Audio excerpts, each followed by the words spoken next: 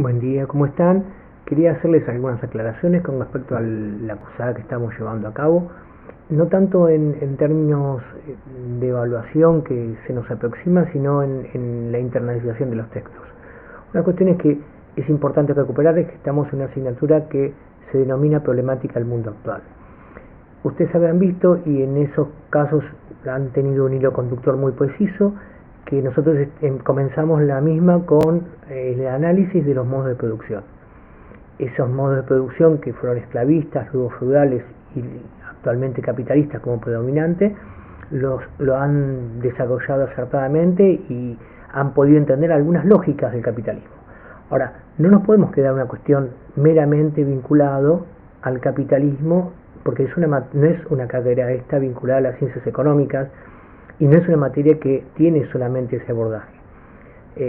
Ustedes habrán observado en el programa que hay varias betas a las cuales confluyen en el mismo, y una vez analizada esta cuestión material, uno empieza a incluir distintos ingredientes, asocia otros modos de abordaje a la problemática del mundo actual, y ahí hay que tener muy claro que ese modo de producción capitalista necesita una autoexpansión constante. Por lo tanto, toma al Estado y a los modelos de gobierno como un pivot central para el mismo. Esto es muy importante tenerlo en cuenta. Entonces, esa lógica autoexpansiva y que al mismo tiempo le supuso el control de estados nacionales, va a llegar un momento en que la dinámica misma de la necesidad de expansión va a ir mutando. Entonces, no es lo mismo el capitalismo mercantil del siglo XVI, el capitalismo de la producción industrial del XVIII, y que empieza a ser socavada. Por lo tanto, los cuestionamientos que se le presentan, especialmente a partir del siglo XIX con el manifiesto comunista, hacen de él una necesidad de reconversión. De ahí la injerencia del Estado. Y en ese contexto es cuando uno puede observar, especialmente en Alemania, no casualmente el lugar donde nació Marx, que específicamente ese modelo de producción necesita tener algunos salvatajes. Y la política de Bismarck, muy clara en el material de Isuani, se dirige especialmente a esto. Le vamos a dar beneficios sociales a los obreros, algo inédito y muy original, y que el autor lo utiliza en una especie de contradicción del sistema que va a ser necesaria para después recuperar, especialmente en la década del 30. Este matiz que le da el autor, creo que hubiese sido posible obviarlo si uno tuviera, digamos, la beta argentina, que si bien hubo intervencionismo de Estado, no llegó a esos niveles hasta mucho después. Por lo tanto, cuando las cosas salen bien, no hay necesidad de cambiar. Ahora, lo que pasó en lo que fue Prusia en su momento, y lo que después pasó específicamente con la Revolución Rusa, y en esto es fundamental entender 1917, porque ahí cambia el modo de producción y pasa a ser comunista.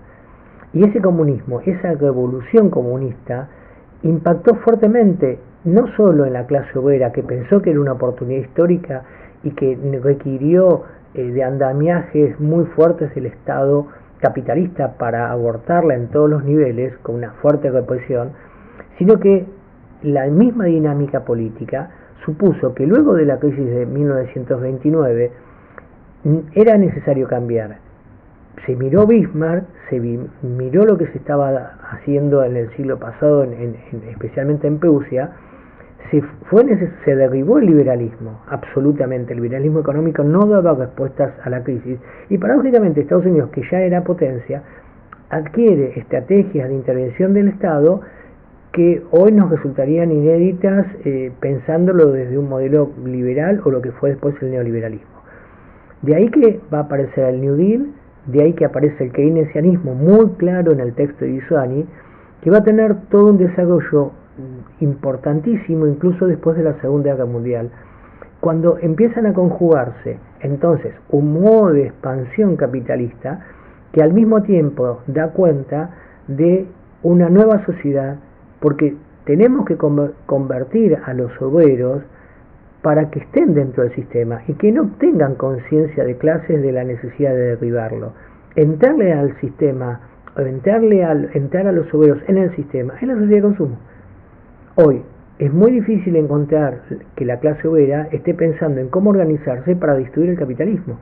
Son sectores minúsculos porque evidentemente hay una hegemonía lograda por los sectores dominantes por la cual se nos instala esta sociedad de consumo, la cual habían visto desde muchos niveles la obsolencia programada, el abuso de la naturaleza. Entonces, cuando yo ahí les incluyo la carta del cacique de Seattle, les estoy diciendo, cuidado, esa sociedad de consumo que estamos viendo hoy, con el desastre que conlleva la naturaleza, fue vista en muchos siglos, el siglo XIX, sí, para ser más preciso. Entonces, ustedes tienen que entender que los contenidos se tienen que articular.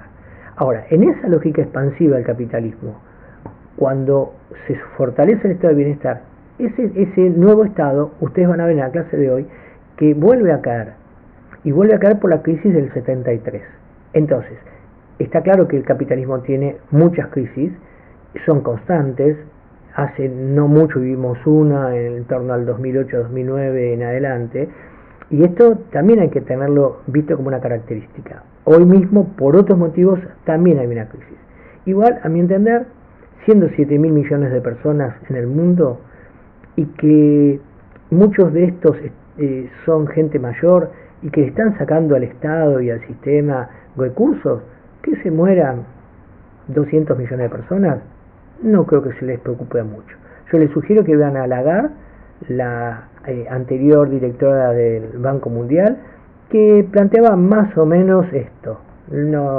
Ahora, y si en esos 200 millones incluimos algunos latinos en Estados Unidos, incluimos africanos en Europa, no creo que les preocupe mucho. Lo que pasa que Menem decía, si yo dijera lo que pienso, nadie me hubiese votado, o si lo hubiese dicho en el 89. Por lo tanto, quiero que entiendan que los contenidos se articulan, y no es casual que entonces entre Huntington, porque Huntington está demostrando un conflicto actual que es no solo un choque de civilizaciones, sino además cómo el capitalismo en determinado momento, en su lógica expansiva, necesita entrar en Medio Oriente. Ahora, al entrar en Medio Oriente, estas culturas no lo van a aceptar y no les van a dar las bienvenidas. Por lo tanto, los invito a que vayan pensando de un modo complejo los contenidos y no de un modo aislado. Entonces van a ver que lo económico, lo político y lo social terminan convergiendo. Bueno, luego en algún momento del día o en el transcurso de la semana les cargo otro videito, pero no estamos lejos del parcial y eso también lo tenemos que aclarar. Les mando un abrazo y espero que tengamos una buena jornada.